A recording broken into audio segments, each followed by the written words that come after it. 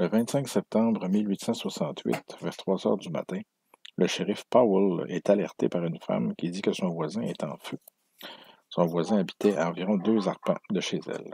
Arrivé sur les lieux, la maison est effectivement victime des flammes, complètement submergée par les flammes. Et ce qui frappe le shérif, c'est que le propriétaire des lieux, qui s'appelle Elzéar Guillemette, est en sous-vêtements à l'extérieur et appuyé contre une clôture en train de regarder sa maison s'envoler en fumée.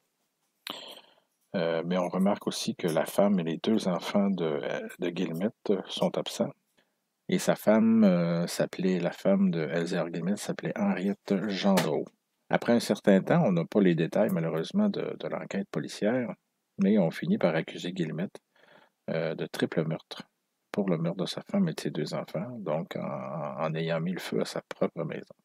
Son procès s'ouvre le 28 février 1870 à Arthabasca, devant le juge Antoine Paulette. Arthabasca, comme on le sait, est devenue plus tard la ville de Victoriaville.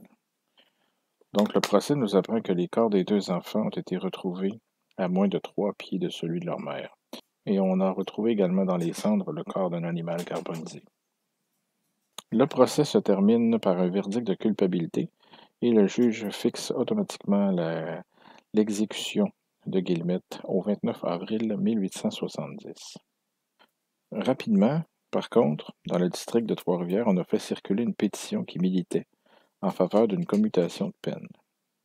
Parmi les arguments qu'on utilisait, on a souligné que Onésime Richard, l'un des témoins, était un idiot, donc que son témoignage ne valait pas cher, ainsi que Philippe Blais, un témoin de 9 ans, donc en raison de son âge, on prétendait que son témoignage ne valait pas beaucoup, ne pesait pas lourd dans la balance. Et finalement, ces arguments-là ont été entendus parce qu'on a accordé un sursis à Guillemette, qui finalement a échappé à la potence par un acquittement en cour d'appel.